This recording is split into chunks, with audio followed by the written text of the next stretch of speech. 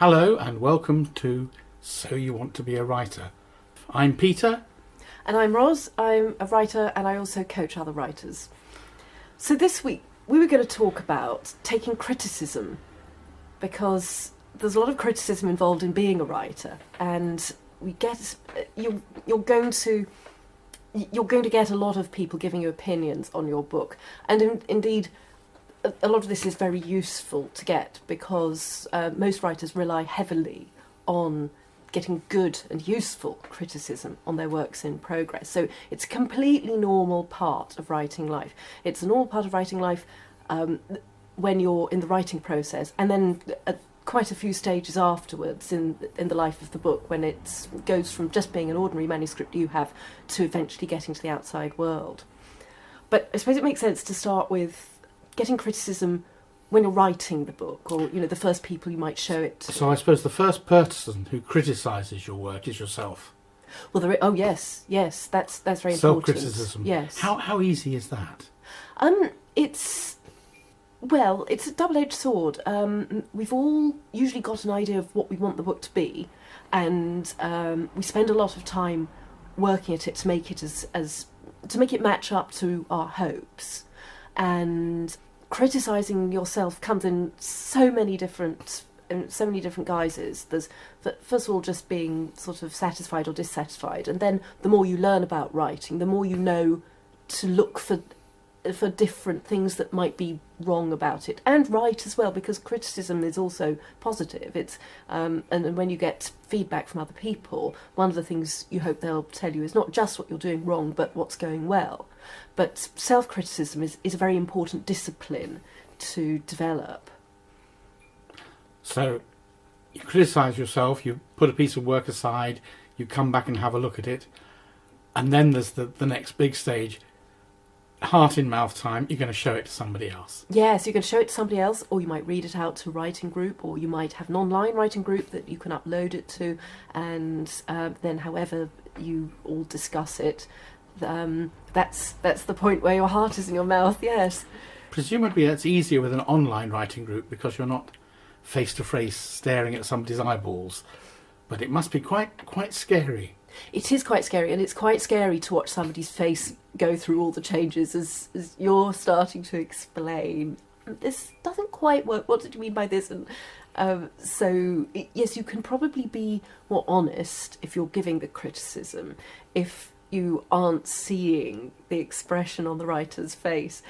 It's something you become more practiced at, though, and if you're in the right, we've talked about this before, haven't we, writers' groups, if you're in the right supportive environment, then you can get quite a lot of trust going, and you can get to the stage where people can say some quite searching and demanding things, and so long as it's done with the right spirit and with a good amount of experience, then it can be very good. And it's, as we've said with writing groups, it also depends on if you've got somebody moderating the group who is very experienced, then that can help a lot too.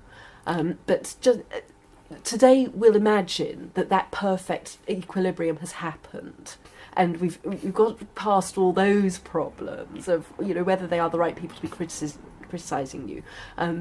But the first stage, really, when you've done all you can by yourself, is that you show it to some trusted people who then give you feedback, and it can be still a bit of a shock. You do have to brace yourself. I'm quite wary here, because there are authors who bring stuff to me and say, "Would you read it? Would you have a look at it?" And I say, "Do you want criticism? Do you want me to write on it? Do you want me to mark it up?" And they say, "Yes, please do." And I'm always worried how far to go. It's going back to being a teacher in the old days. You don't necessarily mark everything wrong in a child's work. You don't mark every spelling mistake, because that would just be too destructive. And it's very difficult from the point of view of the criticiser, knowing exactly how critical to be, even if it's helpful criticism. You don't want to destroy everything in one hit. You may have to revisit it at a later date. That's really interesting. And confidence, you're absolutely right that confidence is so important. What I usually get is an entire novel at once. So usually in that entire novel there are some things that are done well. And I often find that where a writer's technique is shaky in some places, there are often points where they've accidentally got it absolutely right. And that's brilliant, because then I can leap on that and say, this, I've been going on about show not tell. In this scene, you've done it brilliantly. So you can do it. You do understand it. Now I'm going to take you through what you've done right. And I'm going to show you how you did that right. And just do the other scenes like that. And it's great when I can see something like that and teach somebody like that, because that's real teaching, isn't it? That if somebody has learned, that's teaching. Yes, and as you say, if you're doing a crit, then being positive is as important as pointing out areas for improvement or change. Yes. And you should never underestimate the amount of work that's gone into it already. Because by the time somebody reads out something to you in a critique group or shows you something they've been working on, they've spent a lot of hours with it, and it's often been it's something they've had to be quite brave about. So that's giving criticism. You have to bear those things in mind, and you also have to make it. I always make it clear that I know this, I understand this, and that the next stage is for them to get feedback on the things they couldn't see for themselves, or they couldn't get right themselves. Or, maybe they're not ignorant of the problems. They might want to discuss them. They might say, look, I know there's something a bit wrong here, so tell me what it is that is the wrong note that I can sort of hear but can't quite pin down. So sometimes when people read work out, they are reading it out in the spirit of saying, I've gone as far as I can, there's something here I'm not seeing. It may simply be that they haven't developed the skill yet in that area of storytelling. Well, they may actually be very skilled, because I often get writers who just want to discuss something that isn't working, or I go and discuss something, usually with Dave, because he's my immediate sounding board. We'll go and have a cup of tea, and I'll say, this character, there's something about it that's not working, and so he'll say, all right, tell me what's not working, and then he'll suggest something, and then I'll think, that's it. So everybody gets stuck. Absolutely everybody. That's very difficult, because most women, when they say they've got a problem, don't want a man to provide a solution for them. They just want him to make sympathetic noises. But here, you're actually going outside the normal role models, and you're saying, I've got a problem, and I need help to overcome it. Yeah. I want suggestions. Yeah, I suppose so. If I'm banging my head against a wall about some problem, I want to have a discussion that's going to help me solve it, yes, in writing, because I haven't been able to solve it myself. But this is something writers do. You see in some online forums on Facebook, for instance, that people will say, I've got this problem, I don't know what to do about it. Very accomplished writers have problems just as much as beginner writers do. Yes, I keep reading bits and hearing bits, people saying they've seen a film or saw an incident in the street and suddenly everything in their novel clicked. Yes. And they could pull it together then. Yes, because they were waiting for just the thing to make them realise what they couldn't see or what they couldn't solve, yes. But we're getting away from criticism. We are getting a bit away from criticism, but that's almost, if we think of the book as going through various stages, this is the stage where the book is trying to work out what it wants to be and what it should be. So the criticism at that stage is very much about exploring the potential that's in there. So you've reread it yourself, you've honed it as much as you can, you've discussed it with members of your family, perhaps one or two friends who you trust, a writing group. Well, with members of your family, you have to be a bit careful, because you have to make sure that they'll give you useful feedback. And they sometimes have their own agendas, or they're just impressed that you wrote a lot, or they just want you to get the darn thing finished because you've been spending too long on that and being boring. So the families might have a bit of an agenda, or friends might just want to support you because they think, it's darn good that you're doing that, really. So what you have to ask people who don't know how to critique writing and aren't used to that, you have to ask them some quite simple questions. They can still be really useful. So you ask them which bits they found boring. Everyone could tell you that. Which bits they found difficult to understand, and which bits they really liked. Those 3 questions will actually be really helpful to you. So you can actually program... You program your people who don't know how to critique writers, and you get useful feedback to provide the feedback you want on a particular aspect. Yeah. That's a nice, simple way of doing things. But no, I understand you've got to be careful with family and friends who may simply praise you to the heavens, or the opposite, or the opposite. Yeah, they might have really weird agendas. Depends on your family. So you need to be able to trust a reviewer, a critic. You do. You have to kind of gauge where they're coming from, and what the feedback means. You get quite good at reading between the lines. But when you get really useful feedback, sometimes it can seem like they're wanting you to unpick rather a lot, so it can be seem a bit drastic. So we've done all these sort of amateur and self-criticism. Where do we go next? Are we talking beta readers or editors or agents or? Well, yeah, editors or I tend to imagine the beta readers are a part of the sort of critiquing the writing when it's first when you're in the working. So what exactly is the role of a beta reader? Well, I imagine a beta reader a beta reader actually probably reads a completed manuscript when you've nearly got it there. The terms, everybody uses the terms their own ways. In fact, I don't think people were using it in the UK very much until a lot of American blogs started being read here. But really, the first stage is doing the writing, trying it out on a few people and honing it. Then there comes a stage when you're going to show it to people who are going to take it an awful lot more seriously, and that's when we start thinking about agents, literary agents, and editors. I mean, if you want to pitch to an editor in a publishing house, then then you're going to get feedback. You might get feedback, and if you're going to pitch it to an agent, then you might get feedback. And their critiques will be based on different criteria from the ones that have been used already, presumably. Probably, yes, because they'll be looking at it with a different eye. An agent and a publisher will both be looking at it to see whether it fits the kind of things that are in the market, what's selling. And they'll also assess how good it is on its own merits, but they have to look at it in a different way. And your writer friends won't be looking at it in that way. So this is a different brand of criticism.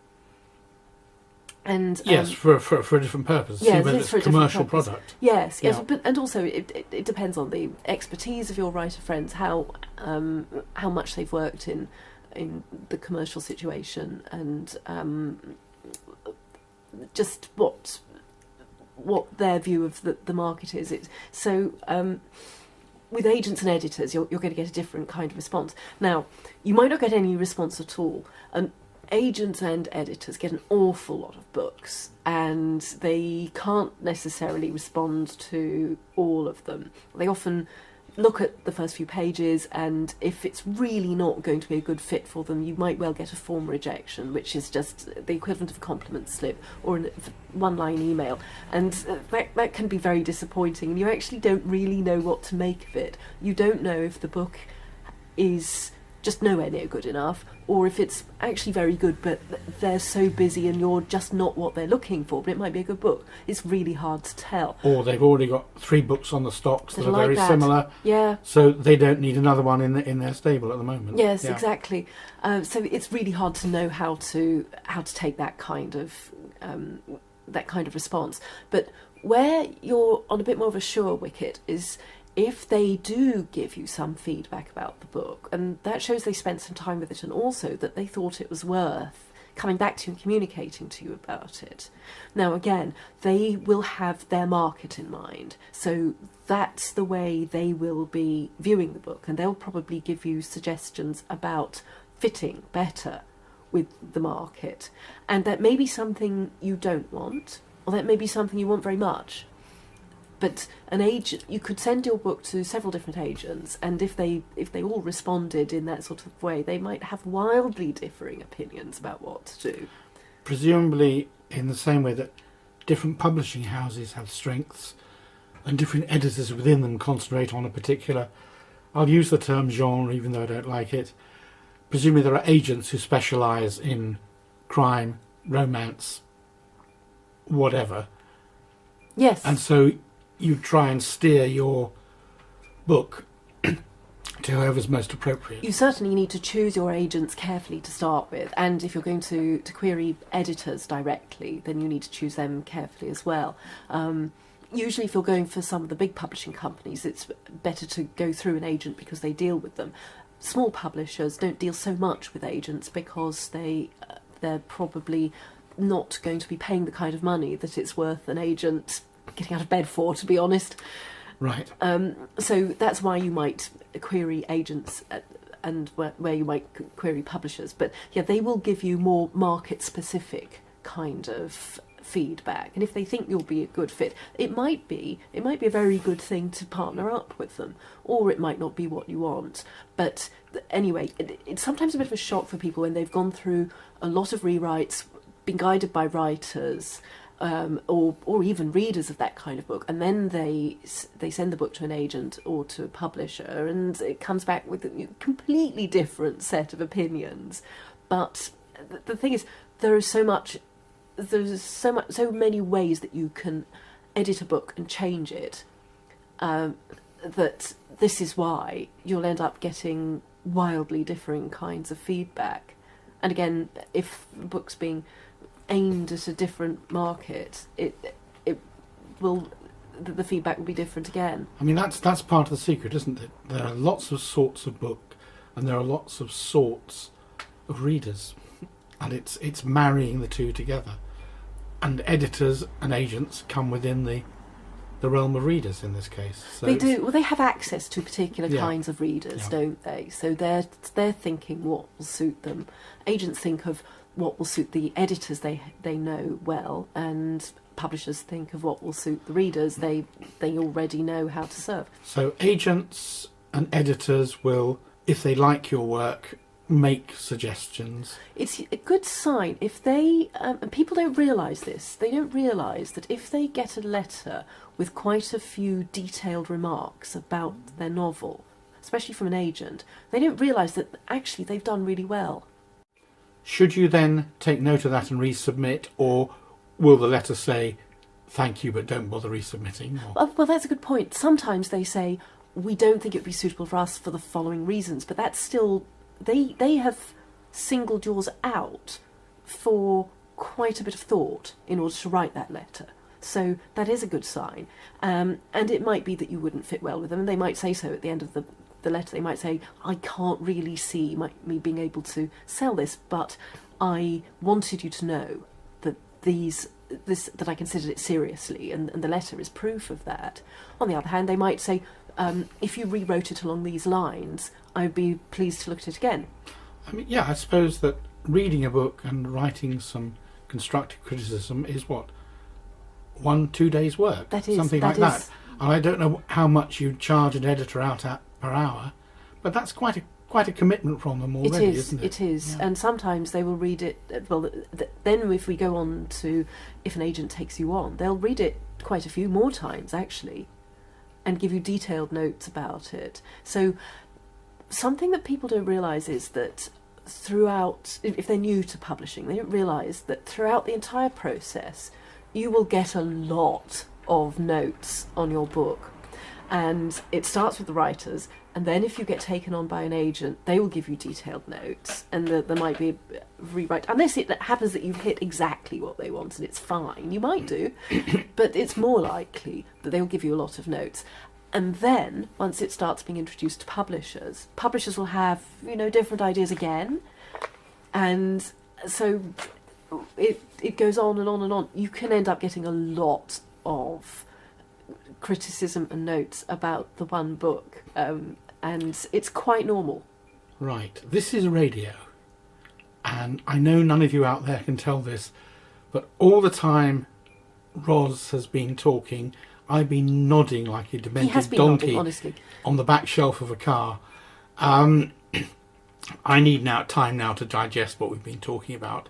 So can you give us a suitable song before we start the second half of the programme? I can. It's one of my oddities, but I hope you'll like it. It's by Avalanches. It's called Frontier Psychiatrist, and we'll discuss afterwards why I chose it. Yes. Ros, I'm seriously worried that this is something you just listen to for pleasure. Yeah, I do. I think it's terrific. It goes together beautifully. But the reason I chose it was because it's got all these things put together, and it's even got the voices saying, that boy needs therapy. What does that mean? And so it's kind of, I liked it for the idea of all the voices who might be trying to influence your book, and that might be confusing. It might not. You have to kind of keep hold of your vision for it and make sure that you're not getting too sidetracked from what you originally wanted, or that the advice you're being given is making it better. But it can be quite surprising anyway how much input you're going to get, particularly if you go through agents and publishers. I still want to say something about that song. Oh, go on. Now, poor listeners, I'm afraid I managed to see that on a YouTube clip. I would urge you, after this programme, to track that down and have a look at it, because it brings out the number of elements and the collision of ideas and the way things need to be fitted together perfectly.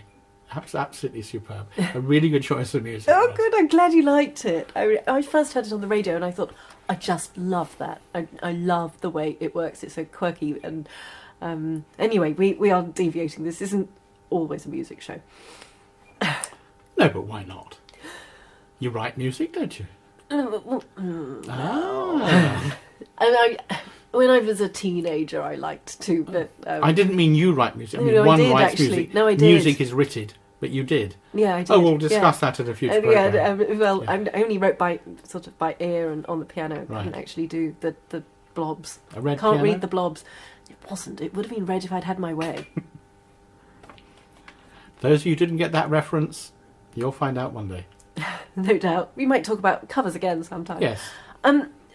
Another way in which a book gets criticism is once it's actually out, and this brings us to the subject of reviews. Oh, there are two sorts of reviews.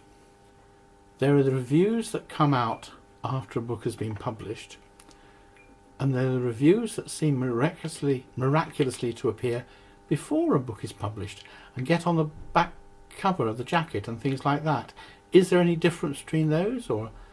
Well, publishers make advance reader copies, and indie authors do as well. They gather up people who might be interested in reviewing their books and send them advance copies before the publication process is just the end of a really long secret process that's been going on for a long time. But the reviews on the jacket are a carefully selected set of reviews that presumably praise the book. Well, they are. They're intended to sell Yeah. it, aren't they? Yes, and it's a traditional part of publishing that you find quotes that will help endorse it. And so you can get some reviews that are nice and good, and you've got to learn to be able to deal with those, presumably. Well, I don't think it's any hardship getting those, is it? It's nice to have a compliment about your book. But I was thinking more of once the book is out, then, it's out for... It's been fed to the wolves as well as the fans. So you'll start getting feedback from people who maybe don't know you at all and don't know your work. So they come to the book and they might respond to it. Presumably there are other sorts of reviewers as well. There are reviewers who will be reading the book who because you've read the reviews of other books. It's rather like if you're going to see a film or a play. you can read reviews and you know that your tastes are in line with reviewer A, but not with reviewer B. So presumably you can take some comfort from the fact that certain reviewers who don't like your book are just not the right audience for your book. Well, indeed, yes. Sorry, that was a very long-winded way of saying that, but you know what I mean. The thing is, yes, you have to sort of gauge how much to the reviewer's taste the book was, obviously, and a good review, well-written review, will explain why they liked things, why they didn't like things, and maybe the tradition the book belongs in, that sort of thing. A useful review is going to say those things, and one of the things I wanted to talk about, because I get asked about this, what do you do if you get a bad review? I think I wrote a blog post about this a while ago that said, kill me now, I've had a bad review. So I was trying to, because somebody sent me a note on Facebook, having had this dreadful review, and his confidence was really knocked, and he was saying, oh, what should I do? Well, the first thing you must never do is reply to it. Don't try and track down the person who wrote it and explain anything, or even to say, I'm sorry you didn't like my book, now I feel awful. Just don't do anything. Not everybody is going to like your book. Yeah. They can't. And there'll be some people who just will not like it, and there'll be some people who do like it. And unfortunately, if you get a bad review, it will be on the books. If it's on, it's probably going to be on Amazon or Goodreads, so it'll be there for people to see. And you just have to hope that the review will sort of show its own quality. It will show if it's been thoughtfully written or if it's spiteful, because that can happen. In fact, you can almost get review wars sometimes. The people who just review a book because they want to make a book by a friend of theirs look better. This kind of thing happens all the time. There's nothing you can do about it, absolutely nothing. So you just have to suck it up, really. Get on and write another book. If the review is well argued, it can actually help you understand maybe who would be a better audience for your books. It can be quite useful if you can steel yourself, if it hasn't completely destroyed your day. But you can look at it and see, oh, well, maybe, I mean, if you were, for instance, self-publishing, it might tell you that you've pitched the book wrong. There may be nothing wrong with the book, but it may be that your sales blurb, was misleading in some way. And so it's worth looking for something like that. Look and see if there's something that you can learn from it that will help you either write a better book next time or present this one more suitably. Yeah, I mean, it can be something as simple as the jacket, which builds up expectations. Or the jacket might be wrong, yes. And then they're not met by the book. There's nothing wrong with the book, but it doesn't meet the packaging. It doesn't meet the display. If you've put a cover on it that has attracted the wrong sort of readers, yes, it's certainly worth thinking if you should change something about that. If they say things like you've got a lot of typos, it is quite obvious what you need to do. You shouldn't have put it up. But if it's more a question of the reviewer's taste not chiming with the book, then just check that there isn't something you should do. On the other hand, you might have just one bad review and quite a lot of good ones, and in that case, one bad one, everyone's going to get them. And some people, if they read a book and they don't get on with it, they just keep quiet and they don't say anything about it. Other people do say something about it. They like to express themselves. They feel that it's a duty of a review to do that, and that they should say something. If you've got a few bad reviews and mostly good ones, well, that kind of, some people say that actually adds balance. It shows, well, the other reviews were not necessarily got by the writer's friends, for instance. So that's something that the people say if they notice a book's got a lot of good reviews, they might suspect that you got your mates to do them, and therefore a bad review just kind of is reassuring, really. Yes, the art of reviewing is quite difficult. What should a review include and not include? I know that whenever I write a review of a book, I don't give plot spoilers. I don't retell the story in any way whatsoever. Now, I think that would be unhelpful for some people who are reading that review, but I don't want to spoil the book at all. So any reviews I write are simply based on the cleverness that I perceive in the book, the enjoyment I receive from the book, clever juxtapositions by the author, use of whatever devices that counterpoint or whatever that make the book work for me.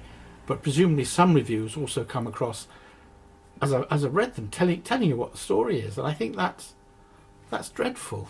Well, yes, they should at least warn, I think, that they're going to put spoilers in, because if you read that before you read the book, then there'd be nothing left for you to discover, would there? And yeah, I like you, I try to be careful with how much I reveal. I will say, I might say I found the plot twists a little bit contrived, or I might say I didn't see the plot twists coming at all. They were very well done, yeah. But I won't say what they are. How well done was the book for someone with my tastes, and also letting people know what my tastes are. Suspense was maintained until the very last page. Whatever. It's things like that help. Yes. Or this was a very academic, erudite work is enough to put some people off, but to tell other people that it's something that they'd really enjoy. Yeah, it's all opinions, isn't it? And yeah. There are some people who say, well, it's not... People confuse the terms feedback with reviews, and that feedback is just like on a customer survey. You'd say, oh, yes, I really like this, I like this and this and this, and a review goes into more depth and perhaps is more critical. But these days, people use the terms interchangeably. A review is just something somebody's written up. It might be short, it might be very long. But if you're the writer getting them, then it's a shock when you get your first bad review of something, because you can always end up feeling a bit insecure when you read them. You think, oh, what if they were right? Because you do worry that you've bored everybody, or you've done something a bit sort of... unwise or silly, just all those. It can get to your insecurities. Right, I'm going to shock Ros now, because I'm going to stop talking to her and I'm going to start talking to the listeners. Any of you authors out there, it would be good for me if I could have some feedback from you as to what you would like to see in reviews of your books. And I don't mean I want praise. Do you want plot exposition? Or do you just want stylistic criticism, or what for you would be the perfect review? That's a really good question, and there are some people who like to be reassured about how a book turns out before they start it. And in a shop, they could just look at the end. Yes. Although it probably wouldn't make much sense because they may not know who the people are. But some people do that. They choose books that way. They like it. Reviews that are online, if they don't have any kind of label saying spoiler here, then it's difficult to know if you're getting a spoiler or not. I know what I want to review. What I want of a review is, as we discussed, it's the way that we both write them, which is who would enjoy this and why, and then sort of say just enough to give a flavour, and also to do justice to the book. If I know the author, something I want to do is spread the word and say, look, I think this is really good because of this, and so it's sort of important to give reasons for it. But yes, and if I'm reading reviews to find out if I'll like a book, I want to know what the reviewers' tastes are. So how they're approaching it, what kinds of why it pressed their buttons. I won't normally write a review of a book that I didn't like, because I don't think that's particularly fair, unless I didn't like it because it was, say, a historical work that's full of inaccuracies, and then I'm quite happy to review it and say, no, the author was wrong here, here, here and here. But otherwise, I don't see it as my job to criticise a published work and say it's rubbish. If I'm asked, I might say it didn't suit me, but that's just my taste. But that's as far as I'd go there. I try to only do positive reviews. I'm taking the Fifth Amendment. Roz's teeth are growing longer as we speak, and the fire is blazing out of her eyes. I'm still taking the Fifth She's Amendment. still taking the Fifth Yes. Amendment. Okay. It's difficult because my job is to be very critical as well. So it just opens a big can of worms. Yes, but there you're looking at your job as a professional editor and a professional working with books. I'm looking at someone who simply writes reviews of books that I've enjoyed, and I want to spread the word. I want other people to enjoy this book as well. If I can do that, then I Yeah. do. Yes. Okay, we're not at loggerheads here. No. It's just that our reviews are for different purposes, and that perhaps is another thing to bear in mind. That some reviews are written by friends trying to boost their mate's book. Some reviews are written and selected by publishing houses to promote a book. Other reviews are written by vindictive authors who have a feud with the particular author of the book they're reviewing. Possibly. I did have an absolute stinker of a review for one of my novels, and it was quite clear that the person who'd written it just had a real grudge against me, and I'd never done anything to her. I didn't know what it was that had annoyed her so much, but it was absolutely clear from the way the book was written, the way the review was written, and just the great lengths she'd gone to find things to criticise in a very negative way. There's this that it was done with spite, and you do get that. Some people do that. They just feel they have to. Everybody's different, I suppose. But it was quite hurtful at the time, because I was thinking, oh God, what if she's right? And then I just kind of retained my equilibrium after a while. Here you are saying to everybody you shouldn't let the reviews bring you down. But you can't help it, can you? You can't help it. You can't help it. This is why it. it's difficult. This is why you go and email a friend saying, help, I've got a bad review. So it is there. It does happen. Yeah. Life goes on. It does, yes. If all the reviews were bad, you might perhaps have to think, perhaps I ain't written a great book. But if some are good and some are bad, that's par for the course. And everyone is entitled to their opinion. We are allowed to say if we don't like things. And if we argue it well, then you kind of can't really do anything about it. It is also obvious if a review has been done with malice. You can tell that too, and you have to hope that the readers of your kind of book will be able to figure out which reviews to believe.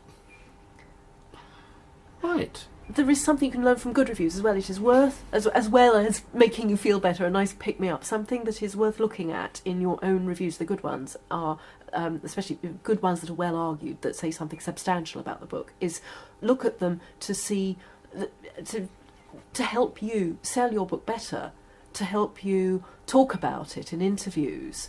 Because if somebody has identified some things they liked about it that you hadn't really worked out were pushing readers' buttons, it's worth sort of including that in your spiel when you do talk about the book, because it's very hard to talk about your own work. It's very hard to introduce it to somebody who doesn't know about it. But if somebody in the review has mentioned something they felt worked particularly well, or they spotted something you're doing and they've managed to express it in a good phrase, then it's something that it's worth you including in your repertoire when you talk about the book. I didn't think there was going to be that much to talk about on reviews in the second half of this programme, but have we gone on again? It's taken us 18 minutes and 45 seconds after the last piece of wonderful, I'll call it music. It is a piece of music. The one we're going to play to go out, though, is a bit more conventional. So what's the piece of music we're going out to? Well, I thought we needed something rousing about getting up again, and I couldn't think of a better choice than Tub Thumping by Chumbawamba. Tub Thumping it is. And we better say goodbye. We hadn't we? Yes, his finger was reaching for the button and we haven't said goodbye, so... It's goodbye from me. And I'm not going to do the two Ronnies joke again because people have heard it probably more than once. But what I will say is where you can find us. You can contact either me or Peter at Surrey Hills Radio, or you can find us online. My name's Ros Morris. I have blogs all over the place. I'm on Twitter and I'm on Facebook. And Peter is Peter Snell. He's at Barton's Bookshop and he's also on Facebook. I think that just about covers it, doesn't it? Right. Tub thumping. Okay, tub thumping we go.